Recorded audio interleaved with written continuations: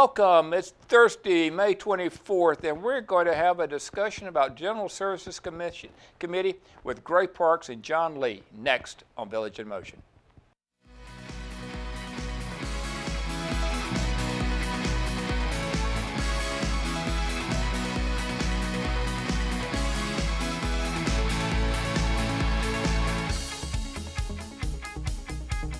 Wake me up when you do. Welcome to Village in Motion. It's Thursday, May 24th. I'm Clint Lambert. I have the pleasure of being the host today for Gray Parks and John Lee. And John will be with us shortly in regards to the General Services Committee of the Resident Council. And we're just very glad that you have tuned in to watch this show this morning. And we're also very glad that you're with us this morning, Gray. Well, thank you very much. And you are the Council Liaison to General Services. I am the Council Liaison to General Services, and it's a pleasure to be there too. As a matter of fact, I've been associated with General Services for about 5 years. I was on the both outdoor and the indoor when we had the two General Services, and I was on the combined, then became Vice President, and now I've been liaison again for the last couple of years. So very good. Well, you've been on the council what, 6 years? No.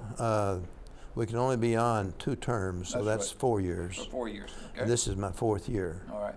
I was thinking about the fact that the time that you had spent with General Services before going on the council. I was on the committee. Oh, you were on the committee? Oh, yeah. Okay. Yeah. I was secretary on the committee. Right. Yeah. And you were there for 1 year, 2 years? 3 years, 3 years, I think, okay. 4. It seems like a long time, right? It does. But you did a good job in regards to it. General Services covers a heck of a lot of space, doesn't it? They sure do. Absolutely. It's kind of the, if nothing else works, give it to General Services, right? You might say that because they have the maintenance, they have the housekeeping, they provide the transportation, they provide the security. So, you know, almost every activity that touches us somehow is provided by General Services. Okay, very good. With that, with all the things that they do, they have a tremendous number of employees, right? Yes, they do, and I don't know how many employees. That's a good question, but they have a lot in maintenance, in housekeeping. They have a large number. I guess Green Spring has a total of about 1,100 employees, I think. Wow. Now, how many of those would belong to General Services? My guess would be close to half, but I don't know. Yeah, but there's a lot of them, and you mentioned it. There are people in each one of those separate areas within General Services. Right. We have the security, we have transportation, we have the housekeeping, maintenance. Security is quite a pretty good size. Right. And I'm sure John knows that answer. Yeah. But you know, John, good to see you this morning. Good to see you. Glad to have you with us. Almost didn't make it. Well, we're glad you made it. Sorry, Gray. Not a problem. Now, we're just talking about General Services in general, and you are the co-chairman or the chairman of General Services? I'm the co-chair. Co-chair. Well, actually, the vice chair, they call it. Vice chair, okay. Right. So I'm filling in for Larry Ayers. He's the chair. All right. Okay. Very good. And you've been on the committee for how long? 2 years. 2 years? Right. 2.5. Yeah. Okay. And I see your name around with anything connected with General Services in regards to security and safety items. Yeah, I'm chair of the Security Subcommittee, Safety and Security Subcommittee. Okay. Because as you probably already discussed, the work of General Services Committee is done by most of it by the 4 subcommittees. Okay. Which meet every month. Have you covered this? No, we haven't covered that. No, we haven't. Which meet every month, and the committees meet. They do their work. They usually have in their meetings a member of the staff that's relevant to that area. For example, when the Safety and Security Subcommittee meets, we have Jean-Pierre Benecru, Ben, as we know him. Yeah, right. And Scott meets with the maintenance group. This is stuff here. Like Ben is the manager, or he's not the director, he's a manager. Of security, right? Right. Okay. Never sure what his title is, but he's head of it anyway. Yeah, okay. Yeah. And then Scott Sullivan. Scott Sullivan, and then Derek Mackert. Derek meets with the Transportation Committee, Right.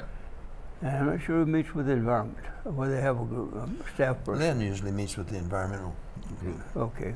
I forgot to mention that. Yeah, and just in regards to that, Lynn is Lynn Keefe, Yeah. right? Yeah. And she is the Director of General Services. And she was on Monday or Tuesday telling us all about the projects of general services. Right. And all those come under her. Yes. Yep. A lot of responsibility. Yep. A lot of responsibility. And then under her, the next in charge is Scott Sullivan, right? She doesn't have an assistant to my knowledge. There are project managers, we didn't mention that, but Okay. that belong to Lynn. And also the communications person belongs to general services. All right. So those are some extraneous areas. If there is a deputy, it might be Scott, but I don't think that anybody's called her deputy. Okay. Scott has his own maintenance, engineering, and grounds group. All right. I think there might be a vacant position there, but It's never been filled. she says that. Yeah. But yeah, to my knowledge, Scott is second in charge of, Yeah. of General Services. Everybody, what title he goes by in regards to that. But with all of the different services and the different departments, and as you said, you guys meet with each of the different departments within General Services, Yeah. right? Right. Each subcommittee. Each subcommittee. Yeah, the chairman. Okay. How many people are on a subcommittee as far as residents? 6, 7, 8. I have 8 right now. Yes, 8. Some have few as 6, many as 9 maybe, but you know, Okay. 6 to 8. 6 to 8 Yeah. people. Right, Okay, right. on each one. Yeah, we have Right. about 25 total in the committee. So All right. So it's the largest or one of the largest committees that the council has, right? It dining is. services and general services are about the same size, Okay. but probably one's greater than the other by 1 or 2 people All right. as time goes on. Okay. And the way people become members of that? Well, if you recall, in November, people are able to apply for a committee. And I would hope that, you know, if you're watching this program, that you would this year if you haven't been on a committee. But they apply for a committee, and then I think they have 3 choices. Right. So they're selected by the council on which committee to be on. So sometimes in the council we go through these, and we one might want a committee, but that committee's filled or whatever. So or we might think that, hey, you really would be better on the finance committee or whatever it might be. So there's some adjustments there, but most people would get their first choice. Okay. Yes, John. And sometimes, usually 2 or 3 people a year, people come on as new people on the committee, and they say, "Oh, I didn't know I was going to be on a subcommittee. Which one do you want?" And they'll pick a subcommittee and come back at the next meeting and say, "That was interesting, but I think my interests fall more in environment or whatever." Okay. And so there's a few tinkering at the Move edge, around, right? Yeah. moving around, particularly in the first year, the first month of the year. Yeah, okay. Yeah. And I find the people on the subcommittees now are much more active in the things they do than they were, say, 4 or 5 years ago. 4 or 5 years ago, yeah, we had some subcommittees, but they really didn't do very much. I find the subcommittees now are really into it. They're very active, Wonderful. and they do a lot of work. And so I'm very impressed with the General Services Committee today. I think they do a great job, and they're actually look forward to pushing the things that they're involved in. Oh, okay. They write letters or write articles for the Villager. Mm-hmm. You'll have almost every month at least 1 or 2 Right. articles from the General Services Committee, or somebody on the General Services Committee. Okay. So they're very, very active. So in trying to communicate what's going on and what the committees are doing and subcommittees Absolutely. are doing in regards to Yeah, that's one of our big failings around here is communication, being able to get the word from what we're doing to the residents themselves. And Right. it's a very difficult thing because although we have several means, we have the Flash, we have the General, we have the Channel 6, and we have the Villager, and we have the things that go in the cubbies, but all of these things combine to try to Get the information out. To get the information to the resident, but it's still very difficult. Yeah. Sometimes it just doesn't take. You know? And too often people take the stuff out of the cubby stuffers and just throw it in the throw it- trash yeah, can yeah. and say, I've never seen it. Yeah.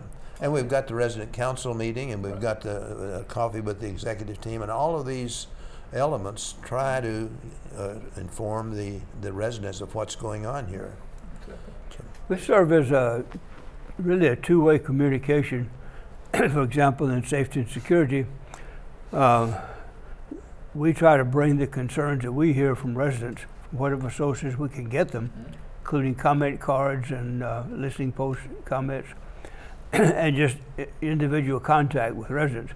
Bring those to the attention of the security staff. We have big discussions about those and realize, okay, there's information that we could put out to the residents dealing with those issues that is not commonly understood. So we say, okay, how do we effectively communicate those? And that's a big discussion in our committee. We put articles in the Villager, and sometimes we'll convert those to posters and put them on the bulletin board. Sometimes we get them on the scroll. Yes.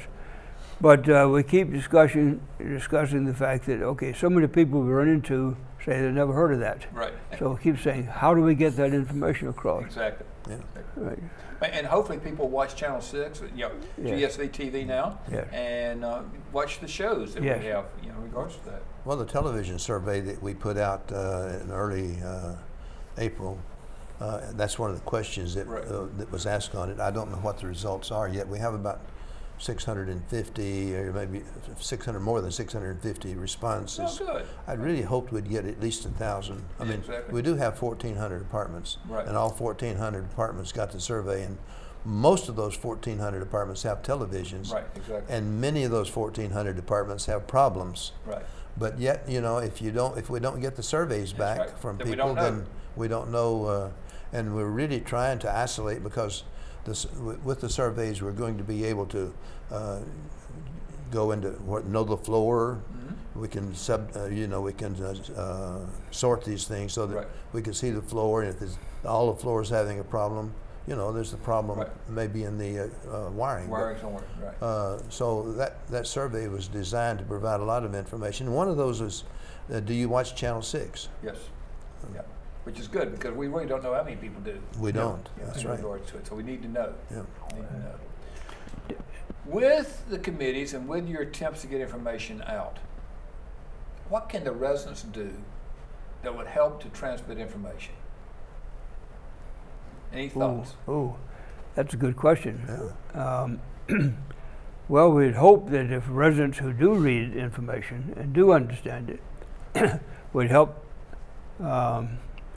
replace a lot of rumors going around with the correct information. And sometimes we say that in the article, if you get this information, please share it with a neighbor or a friend. But that's one of the issues. A lot of people don't read the articles, and well, most people read the Village, I think, but some don't. And so it's the people who don't effectively get involved in things here, who generally are not as much in the know as we would like them to be. And so people need to share correct information rather than having the rumor mills that go around the tables at the in the dining rooms. That's one of the things that we talk about in the subcommittees, is how do we replace incorrect information with information as correct as we can get it. Right, exactly. It makes a big difference. And so the flash is something new this year. Well, last year we started it last year. That's right. Yes. And it's getting better. Nahid is improving the flash. She's, if you recall, Nahid was one of our servers in the town center. And she's graduated from college now, and she's just doing a nice job on the flash. Right. She really is. And she even got married to another one of our employees. She did.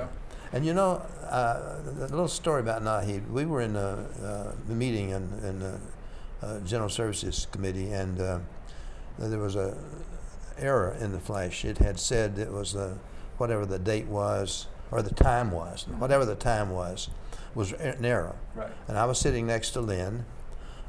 So when Lynn sees this, I had a copy of the flash. When she saw that and she knew it was an error, she immediately got on her cell phone and texted Nahid. Yes. When I walked down in the town center lobby after the general services meeting, now that was maybe 30 minutes later, 45 minutes later, Nahid and a couple of others were stuffing the cubbies with the correct flash. Superb. Well, Nahid didn't come over to Hunter's Crossing and ask them to, well, would you please print out these? Right. She had the people behind the desk because they have a copier there that can provide. And she and her cohorts were stuffing. And I thought that was great. Yes. It really was one of the best examples I've seen of an immediate response to something. Yes. So I really commended her. And I just happened to see Chandra. Chandra was coming around the corner as I saw Nahid doing this. So I took Chandra to Nahid and I said, I want to tell you this story. Yeah. So I got Chandra involved too. And I also told Corey. And so he went home and congratulated his wife, right? I hope he did. Very good. Very good. That's one of the things that the committee, and particularly the subcommittees who meet with the heads of these various areas, that we can do. For example, in safety and security, I keep using that example. We ask Ben, Jean-Vial Benacruz, the head of security, and Ron Rodriguez, who's his assistant. Right. They both come to the meetings we have, but we've asked them from time to time to bring in new members of their staff. And sometimes they bring in new recruits, and sometimes they bring in people who are in charge of various shifts, who have some higher authority. And we talk to them for a few minutes to get to know them, their backgrounds, whatever. And I think they go out feeling that, one, we support them. Right. And two, we know more about them, so when we see them, we can call them by name. Yes. I think that's very important to build this relationship with the staff. And I see security people now around the halls, and they say, "Hey, Mr. Lee," and I look down, I don't have my tag on it, so you must know my name. So. But what you're saying though is the way we do build trust. Yeah. And now that we have the VCT committee, which is building community trust. Right. In regards to being able to trust one another, to recognize employees and residents, and know what we're doing and why we're here and who we are. In regards to that, and I think it's extremely important. Yeah, I hope that really works. Yes. Because we do really need to be able to trust each other more. Yes. And I don't know why we might have lost the trust if we did, but we do need to trust each other and respect each other. Yes. Yes. So both of those are very important. Right. The other thing you mentioned, John, is the fact of getting to know the different people on the different shifts. One of the things I think people often get confused is who's in charge of the shift. And they have different ranks within security, right? They do. I can't cite you exact ranks. Okay. But there's a shift commander or a shift person in charge of each shift. Okay. There are 3 shifts a day, and they're ultimately responsible for what happens. And one of the things they focus on, and Ben insists on, is training.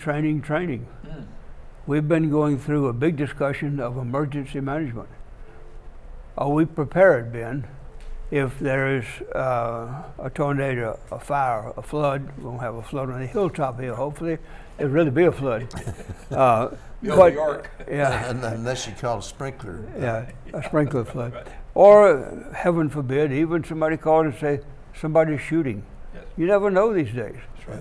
Are we ready? And we keep going over and over that. Are we ready? And they've got a thick handbook of protocols for all kinds of emergencies. More than you can think of. And they have fire drills now and then in certain buildings, in certain places. And the Fairfax Fire Department comes out and they observe. And after that, then they sit down with the security staff here and critique what they did. Here's where you were too slow, or here's where you had somebody in the wrong place, etc. So they learn from that. All right, sounds good. You mentioned fire drills, and thinking about fires or disasters, and I have always been told over my 10 years here that you stay in place. That's correct. Stay in your apartment. That's the safest place to be. That's correct. Yeah. So there's that thing that we need to make sure we're doing that. Yeah. And then we know what to do. And also you need to leave the common areas Yeah. in that case so that the firemen and so forth can come through Right. and without being obstructed. Which brings up the thing of we need to make sure the hallways are clear. That we don't need to be storing There stuff again, in the yeah. hallway or leaving rollators or ambulatory devices, EMVs, out in the hallway, blocking the hallways, right? Yep. That's a big concern of in security for two reasons. One is making sure the hallways, and particularly around the lobbies, around the dining rooms, that those lobbies are clear. If EMT people or the fire department have to come running through there, or people with a stretcher have to come running through there, some get pretty crowded, and we're trying to deal with that, particularly around the Jefferson. It gets very crowded in the lobby there, but it happens everywhere. Yeah, that's the other reason is we're trying to reduce the number of falls. That's a major concern, and we get 150 or more falls a month. Wow. And we have a record. We know exactly where they happen. Most happen in independent living apartments within the apartments, some in the common areas. And sometimes in the apartments it's because you may become dizzy or something like that. But frequently it's a problem that could be avoided. People trip over a loose rug, and people put rugs on top of rugs. And sometimes. they have things don't have a clear path to the bed to the bathroom or bed to the kitchen or whatever. All right. Yeah. So people need to be aware of their surroundings. Yes. And for us to take care of our apartments and make our apartments as safe as possible, right? That's right, and you need to check actually and make sure that when you get up at night, you do have a clear path into the bathroom, because you're very vulnerable at that time. You're half awake and you could easily stumble. Okay. And also have a night light or whatever. Oh, absolutely. A night light is very important. Right. Yeah. To be able to see. Those are things that go on security. What happens in some of the other committees? And what I was going to say, with security, with that subcommittee, residents talk about what's happening, right? Yes. They're always talking about what's happening. Okay. Same thing with all the subcommittees? Yes, I would. Indeed. Okay. Yeah. Any of the other subcommittees that you're aware of what is going on within those subcommittees, what the key points are that residents are working on with the department? The residents are working with? Well, in transportation, we have the buses and we have the GPS system coming. Right. And in the buses, we recently had two flyers. We had some change in the hours of the buses, and I think people haven't read those brochures, because we had one resident complaining that now if I go down to town and come back on the metro at 6 or 7 o'clock, and it says they've cut out the metros. Well, that's not true. If they'll read the metro shuttle, I don't know if I have one or not, but if they read I do right here. Just happen to have one. The Green Spring Shopping Shuttle, for example, and then the other shuttle is the Metro shuttle. Campus shuttle stops and the Metro shuttle. And it clearly illustrates where the times and so where forth. They are, right? Right, and for example, the Metro shuttle shuts down at 10 o'clock during the Monday through Friday. That's 10 p.m. Yeah, right. And on Saturday, it still goes to 10 p.m. Yeah. And they decreased the service, or they didn't decrease it, but they stopped the service between at 11 to 2. Okay. Because there was very few riders, maybe one or two, and so they were able to use those buses for the shopping, because the shopping at that time is kind of crowded. They needed more help there. So they try their best to keep these buses running, which is a problem sometimes. But they also they try to be efficient in use of buses.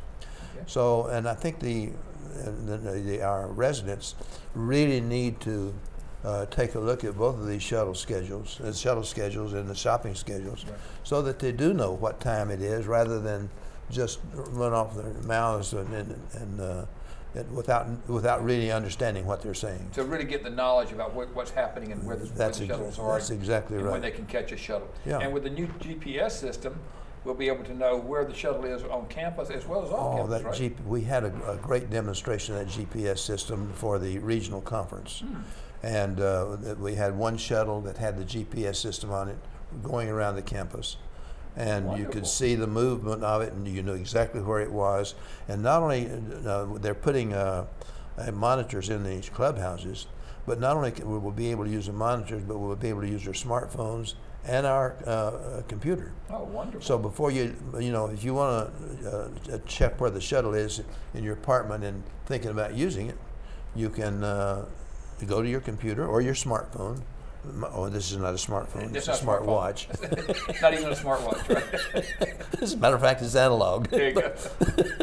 But anyway, you're able to check it on a computer or your smartphone before you leave your apartment. And that should provide us information that allows us to use that shuttle when we wouldn't, because we didn't know where it was. Right. Good point. Great point. Yes, those changes in schedules were not just arbitrary. Somebody didn't sit in an office and make them up. Yeah. Last year, they did a lot of surveying and look at all the statistics they had from the use. And for every bus trip and every circle around, every time, they had data on how many riders you have, what kind of riders they were, et cetera. And based on that, at the end of last year and beginning of this year, they started looking at how do we make more efficient use of the buses, how do we speed up the time that they can get around to people so they're more useful to people in traveling. And so in the campus shuttle, practically nobody was riding from 7 to 9. So by cutting that out, that freed up some time and buses, but also we noticed that very few people got off at the Hampton Place Jackson Crossing stop or at the Madison Green Walden Court stop. And so those were eliminated. And that speeds up the time the bus can go around faster now. So that was announced. We stop at all the clubhouses and we stop at Oak Hill. Well, you always have to, sometimes you find out what works when you try it. And so as soon as they put that out and implemented it, May 1, they began to get some feedback. Somebody said, well, I always do this, and it's not there anymore. Right. So, the whole thing was set up as on a 90-day trial for the very purpose of finding out what works and what changes need to be made. And they are planning some changes already. They made some adjustments already. But all that's because of resident input and because of residents being on the committees and being able to discuss things. Right. And that's right. And so what I'd say for everybody, and I think you would agree, is for residents to get involved, sign up for the committees, consider general services as being one of the committees that you want to sign up for when it comes around in November, and do a great thing. You make a good point, because the residents are on the committees. Right. When we talk about resident input, and people think that, well, don't you have resident input? We do have resident input, because the residents are on the committees that interact with the directors of each of the areas, and so that's where the input comes from. And the council, we're also residents, and we input and we react too. So and you wanted to talk about containers. Yeah. Just really fast, we're going to have to make one statement because we've got about 15 seconds left, okay? Well, you make it. Okay. As in regards to the hallways and to our recycle containers, and I was walking down the hallway this morning, noticing the recycle containers that were already emptied, and people need to wash them out. Housekeeping does a superb job of picking up our trash and our recycle every morning, but some people forget the fact that things leak. And it looks like things could start growing in some people's containers. So I just really would remind everyone, and I think you would agree, to have people clean out your containers, wash them out every once in a while, get them clean. John, Gray, thank you for being here. We have run out of time. Our pleasure. But continue the great work and give General Services our regards, and we look forward to all the new projects and things, okay? Thank you. Thank you very much.